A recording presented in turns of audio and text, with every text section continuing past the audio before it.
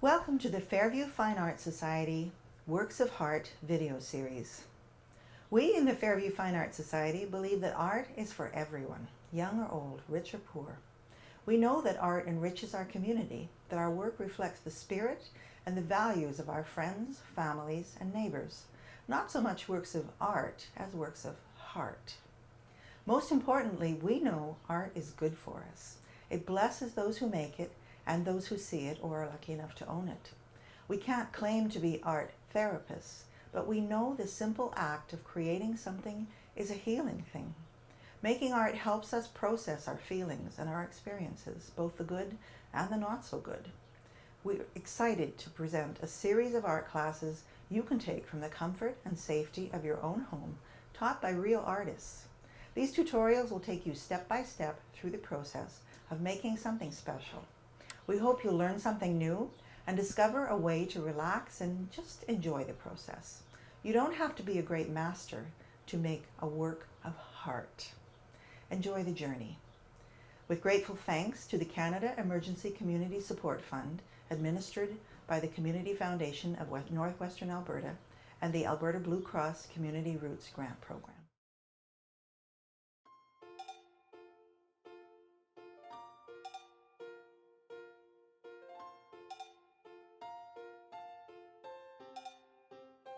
Hi, I'm Elaine Stenbrotten and I'm a quilter. I've been quilting for about 20 years and started out making baby quilts and I Spy quilts and mostly quilts for kids. I'm known for all sorts of quilts, but I love bright and cheery quilts. And we're going to talk about how to quilt a sandwich. And this is a quilting sandwich, a batting, backing, and a top, which in this case we're going to make into a placemat. So let's get started. So what's in your package? This is a very simple project. So we just have a couple of things. Basically, we're going to give you a quilt sandwich like this. It's going to be a piece of fabric on the top. There's going to be batting in the center and backing fabric. Now, in this one, we've used the same fabric as the front and the back. And if you want to do more, this will be enough for one placemat. If you would like to do more, then you can assemble your own.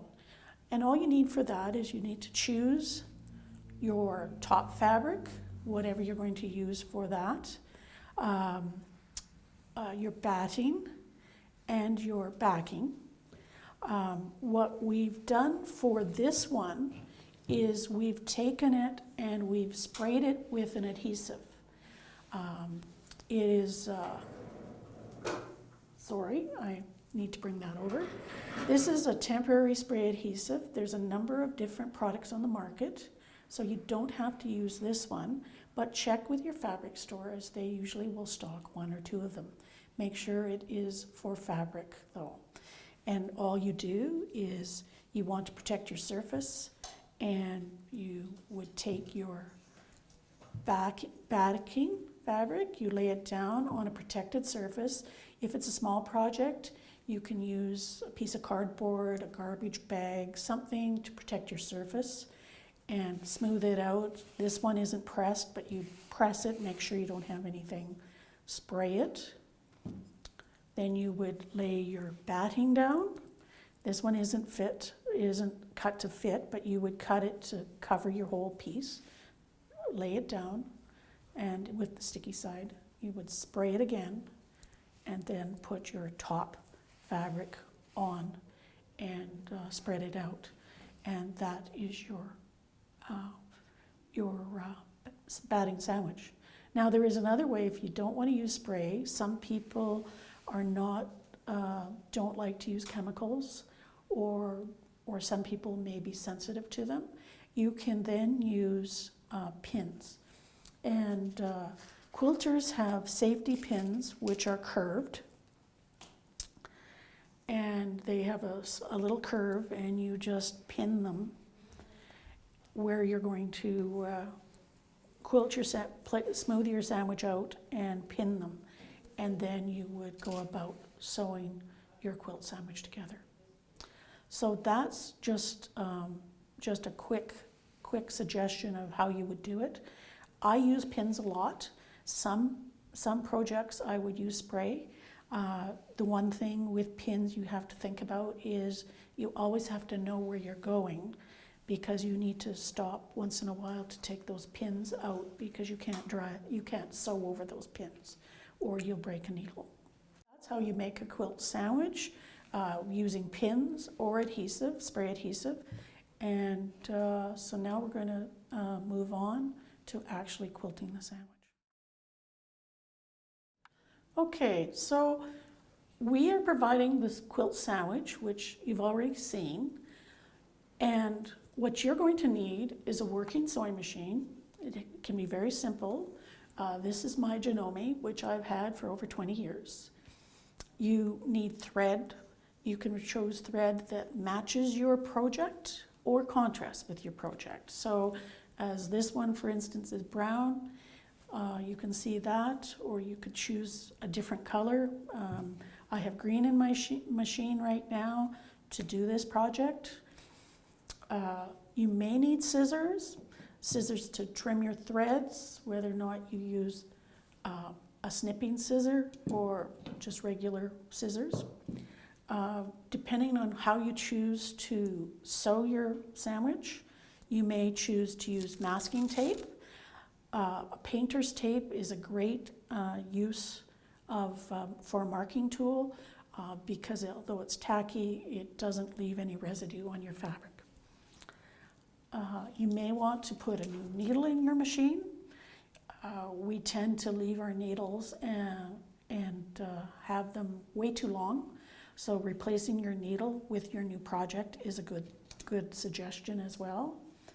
And if you're not using the masking tape, then you need to choose to use another method of marking your fabric, whether or not you use something simple like chalk or a marking pen. It must be a fabric marking pen that you know it will come out afterwards, because you need to mark where you're going to stitch if you're not going to use masking tape that will give you a direction to use your thread or your stitching.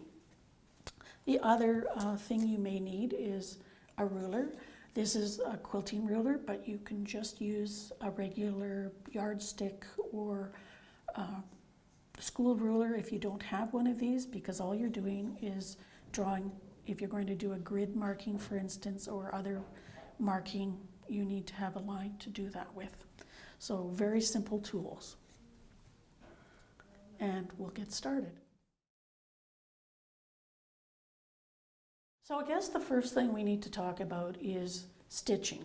There's a number of ways to stitch your placemat, or quilting as we call it. You can do straight line quilting, and in this placemat it's a grid. It's just straight line vertically and horizontally, which has been marked, and then the stitcher has followed the lines and stitched along it.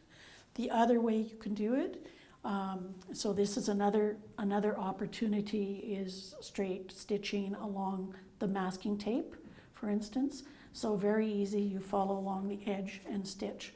And this one is a random pattern. Now the other way to stitch is to use your fabric and choosing either a pattern, for instance, although this isn't placemat sized. As you can see, this quilt, this fabric has great circles. They're not full circles, they're ovals, they're all over the place, but it's a great pattern to actually follow. With this one, you would do it with what's called free motion stitching. Free motion stitching, you lower the feed dogs on the sewing machine, and you use a darning foot, which is like this. And with that, you can use the fabric and guide it and just make your random circles and stitch them all over, and to get your quilt sandwich together. So it's a great way of following actually the fabric to tell you what design to use. So that's one. This one, for instance, is a great fabric that has coffee cups on it. So with this one, you could take it and actually just outline your coffee cups. And some people would even add extra batting to the coffee cups, for instance, to make them raised, which is a little bit beyond what we're doing. So you could do it that way. Or with this, we've got the coffee fumes, for instance, I guess. Fumes wouldn't be what I would say with coffee, because coffee smells wonderful, doesn't it? So this one, you could just follow these swirly lines and quilt all over, and you would get a great pattern. Now, and they're great for beginning quilters or free motion quilting, because it does take a little bit of practice in order to feel confident doing it. But with this kind of thing, people will see the design, see the stitching, but they're not going to look at how close you're doing that or how accurate you are. Now, the other other thing we need to think about is your thread choice. So with your thread choice, for instance, this brown one, you could use this fabric and this thread, and it's not a contrast and it's not going to show up, which is what you want for some quilting. Other times you may want something that shows. So for instance, with this one, the brown would be fine for both your bobbin thread and your top thread. Now, with this great vegetable print, which is a great kitchen print, we could use this orange thread, for instance, which you can see it a little better when you see it there. And when you lay it on your quilt sandwich, you can see it shows, but because there's so much orange in this fabric, it's going to complement it and look great. Now, if I chose to use that same one on this leaf fabric, it would be a little more of a contrast, and you might not choose that, right? But you could choose this brown, for instance, and it's not going to show that much. Or you could use the green, which I guess I could do, you would see it, but you wouldn't see it all over. This one is kind of a neat one fabric because it has both the leaf motifs and it has the stems. So it does give you a bit of a grid pattern. So you could choose to quilt this by stitching crossways and down, or you could choose to follow the leaves or mimic the leaves and make them bigger. So there's a lot of ways of stitching these quilts. Now the other free motion way to quilt is just what they call a meander, which is just when almost like a puzzle shape, which you're just moving around and it's kind of organic and it just moves all over. A great way to try what you want is either to put a clear plastic protector over your fabric and then draw with a dry erase marker to see what you like before you actually do it, or doodling. And believe it or not, doodling is a great way to get an idea of your style and what's comfortable for you before you actually start moving your quilt sandwich under the sewing machine. So those are a couple of ways you can stitch your quilt sandwich and get started on machine quilting. So with straight stitching, as you can see with this one, all that has been done is we've stitched up, and you stitch vertically and then horizontally until you're completed your stitching. So it makes a nice small quilt sandwich and can be great for all sorts of designs. Okay, so we're going to straight line stitch first. As you saw already, I've made some random lines with masking tape. So I'm going to sew down the masking tape on the side so that I've got a great straight line. Now make sure if you do have a needle down position, push that and get started. With quilting, you do not have to backstitch like you would if you were sewing clothing. So it's just a matter of sewing. So I usually guide with one hand and then just start.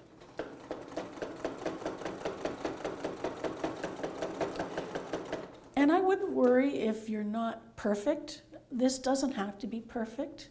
It's not, no one's going to come with a measuring tape and measure if your line is perfect and if you go off it for some reason. So just so. Now I have mine on Jackrabbit, so I'm going to speed up my stitching speed and we'll move from there.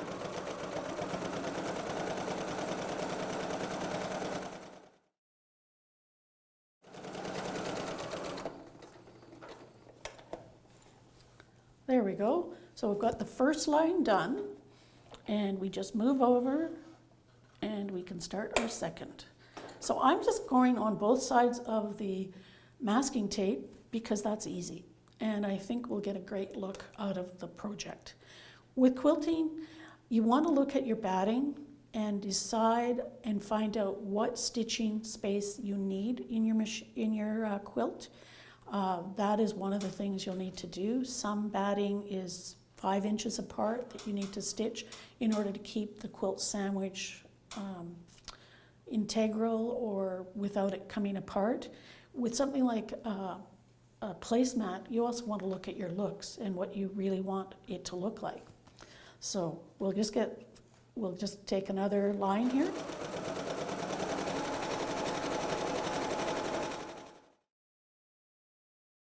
So as you can see, it's pretty simple to do this. We've already done 2 lines, and what's that taken? A couple of minutes.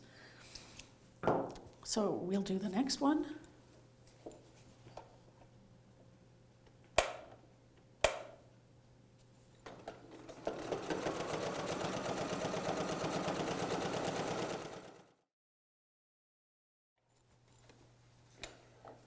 We'll clip these threads and start again.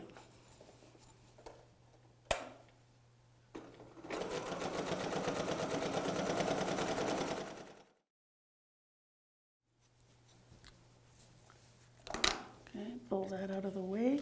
If you're not a quilter, if you're not that familiar with your machine, make sure that you pull your threads back because as soon as you get your presser foot down and turn your thread, it will pull, and you don't want to be re-threading your machine very often if you can help it.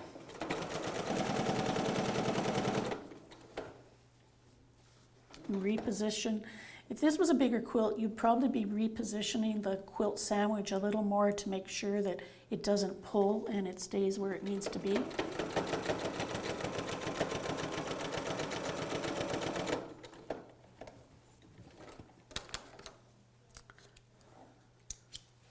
So I'm not going to do the whole thing just in the interest of time. We only have 2 left. But if you take a look now, we'll just pull this off, which is simple. You could reuse this again if you want, if you had more stitching to do on another placemat, because that's how you're doing here. And it makes it a great look. Now, if I decided I kind of liked this look, and I'm not sure if this is such a busy fabric, I'm not sure how easy it is to see, but you can see the green lines here and here and here.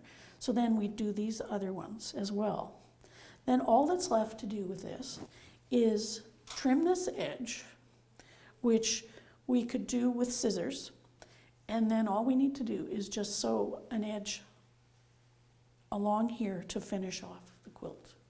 Now there are other ways to do it with binding and things like that, but we chose to do this as just a very simple edge on it, just to make it a little easier to get done depending on your skill level.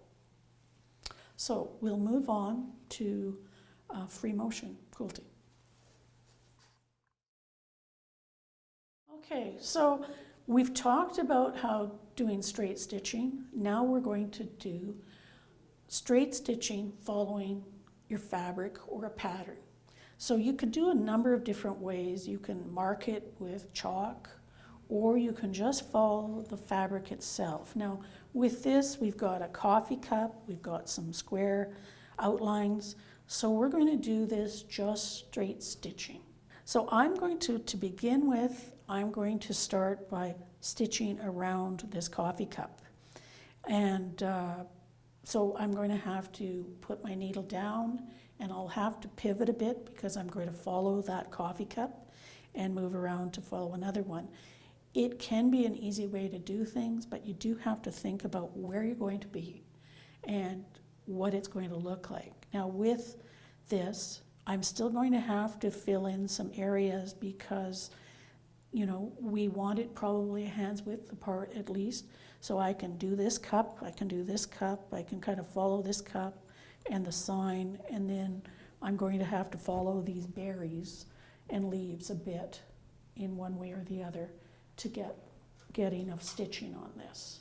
I could also choose to just do a couple of cross hatches to just make sure there is enough stitching in this quilt sandwich to keep the fabric where it's supposed to be. So let's get started.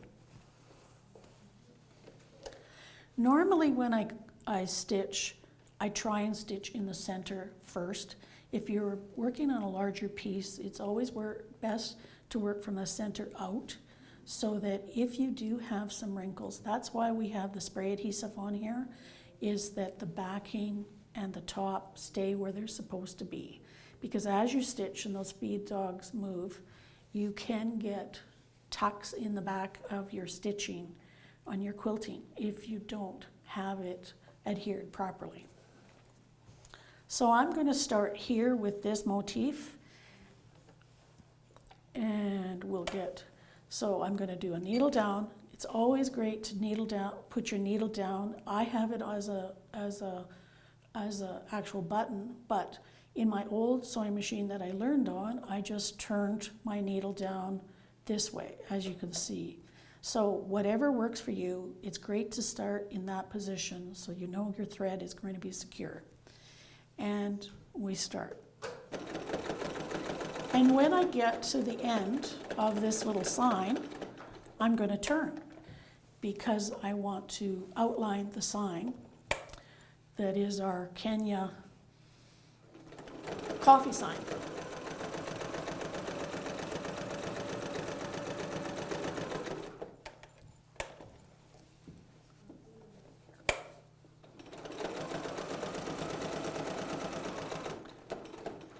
Now, a lot of times with quilting, you want to make sure that you can move from one piece to the next without having a lot of stitching. Now, I haven't thought this out because I started in this corner here, and I probably should have started here so that I could have gone around this sign and then moved down to my coffee cup. So I'm still going to stitch the rest of the sign, and I'll have a little bit longer, so I can choose to go two ways. I can either stitch kind of close to where I was or right on it to then move to the coffee cup.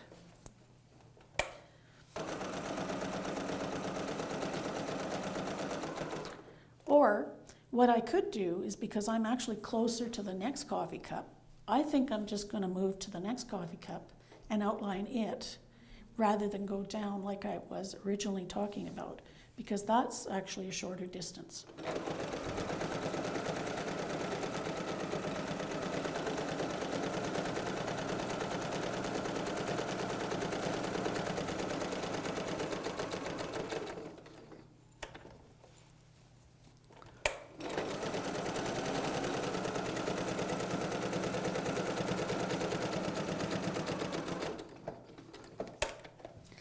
And as you can see, it's just straight lines, so it's not that hard, and it still gives you a great look when you're done.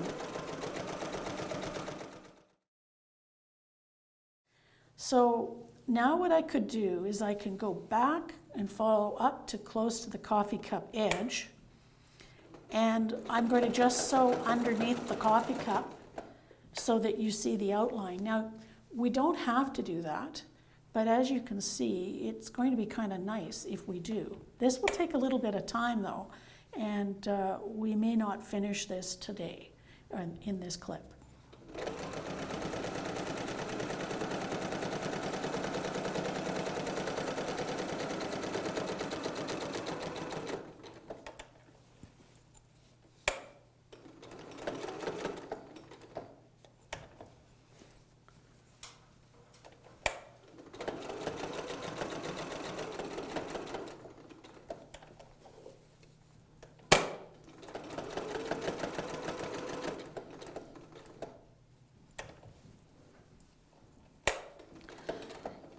And as you can see, as I pivot around this design, when I get to a sharp corner, I've lifted my presser foot up and turned the piece.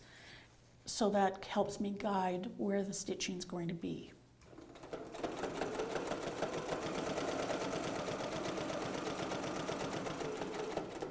So we've come to another corner in the cup. So I will turn it again. And we're coming down the coffee cup. And I'll finish the saucer and we'll have that done.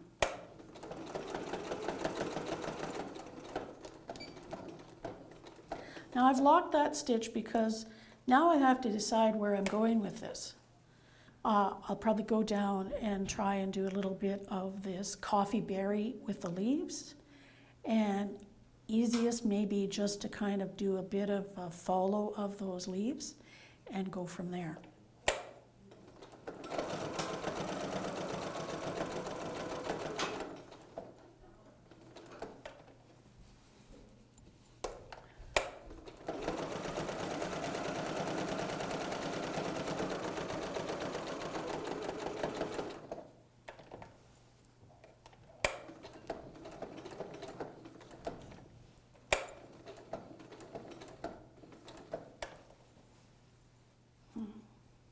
Now, see, this is where you have to kind of think about where you're going to go.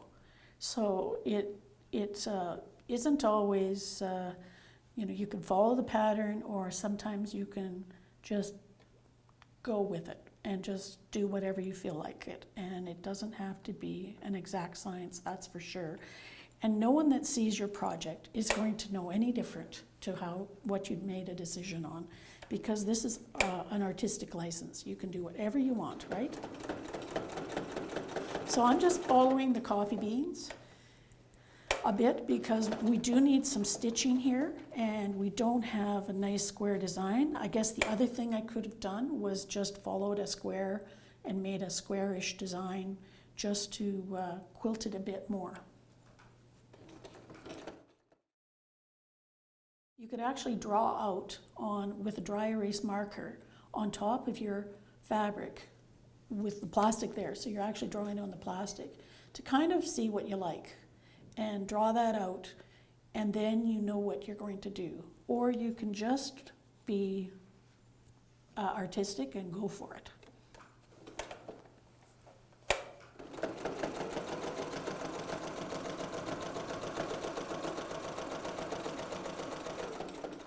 So I'm going to leave this here because this will take quite a bit more time to actually finish, to give it the justice it needs. And so I have another cup to outline. I'm just going to turn this a bit so you can see.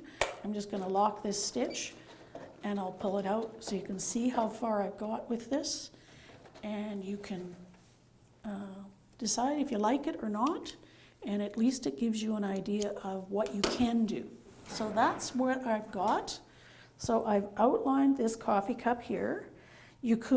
I could also have gone underneath here and given it a little more definition.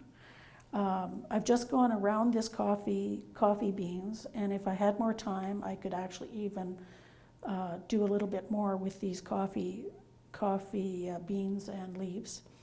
And then I've done this sign, so then we could do these. Or you could, with this kind of thing, you could also have just done a grid, or you could free motion quilt it. So that's where we're at with this one.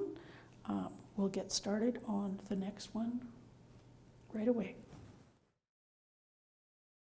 So next what we're going to do is I'm going to show you a little bit about free motion quilting. Now I've changed my foot on the machine. This is an open-toed darning foot or free motion foot. Different machines will come with them, or you may have to purchase one. I've also lowered my feed dogs. The feed dogs are what pushes the fabric and that are usually here up, so they will help you move the fabric further forward. So with those down, you become the person that moves the fabric for the stitching. So we're going to use this piece, a sample, because it's got that great circular pattern, and I will show you what I do for this. Now there's a couple of little tricks. So we'll get it on the machine. Now I like to start in the middle of a piece mostly. Some people don't. That's how I was taught. And there's a couple of little techniques. Now when you do it, make sure you remember to lower your feed dogs or lower your presser foot. You won't feel that because, of course, this is kind of a hopping foot. So the whole idea is that as you stitch, you move the fabric, and the stitching, the length of the stitches and everything is controlled by you and where you're moving. So that's why I was talking about doodling. Doodling gives you that muscle memory of how to go about and do a stitch or a design you'd like to do. So the first thing we need to do is take our thread and lower our needle. And what we're going to do is we're going to pull that bottom thread up.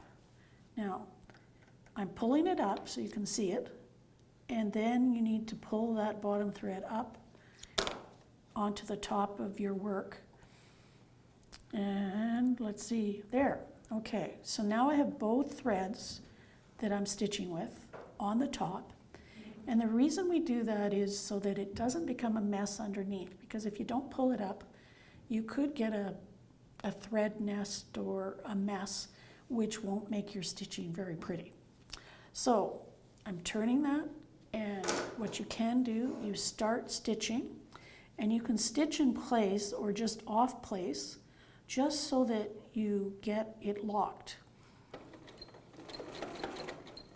Okay, so we've done that. So there's a little bit there, and then what I'll do is I'll try and stitch, clip those threads close so that they're not in the way of my stitching. Put the presser foot down, and then we're going to begin. Now, you have to be careful not to stitch too fast and move your fabric too fast, because it's kind of a fine line between the tension on the top and the tension of your bottom, because otherwise you'll get too fast. And that's what I used to do when I first started, was I would get quite quick with my moving the fabric, and my stitching wouldn't catch up. And then I would get eyelashes, which is something you don't want, because you want normal stitching. So you kind of have to take it slow. So this is if you have a stitch regulator or a stitch speed, sometimes slowing your stitch down could help, sometimes it doesn't. But I'm going to follow the circles on here, and I'm not following them exact. Remember, it's just a suggestion. So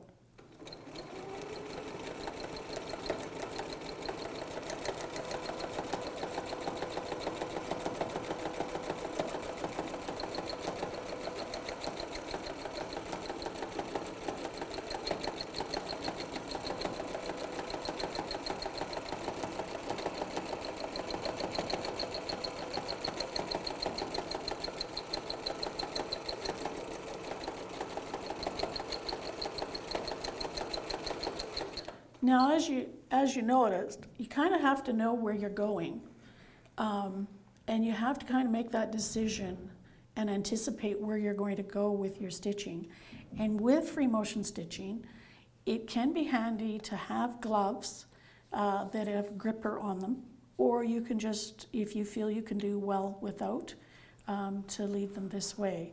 And it's great to just double check where you're at with your stitching and making sure that you haven't forgotten to put the presser foot down, because if that happened, then you're not going to get a stitch made, and you'll have a mess on the bottom.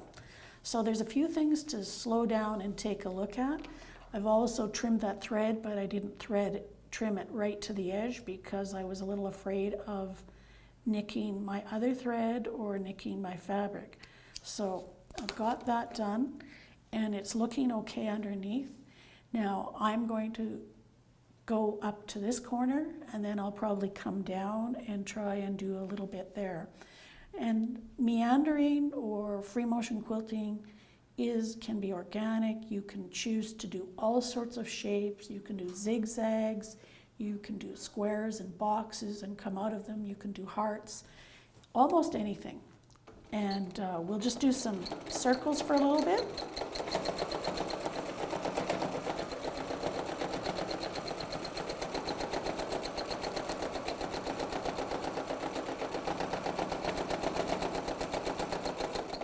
And don't be afraid to stop, readjust your hands, because as you move, then you need to move your hands.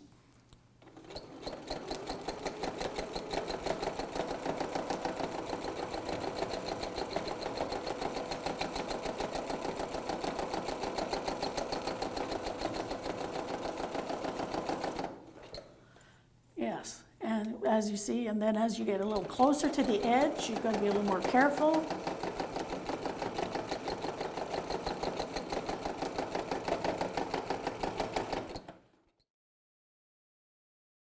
So now that I've done, I just pull my thread up and we'll call this finished, because this is just a demonstration. So although I haven't covered the whole quilt sandwich, this shows you. So as you can see, I started with some loops.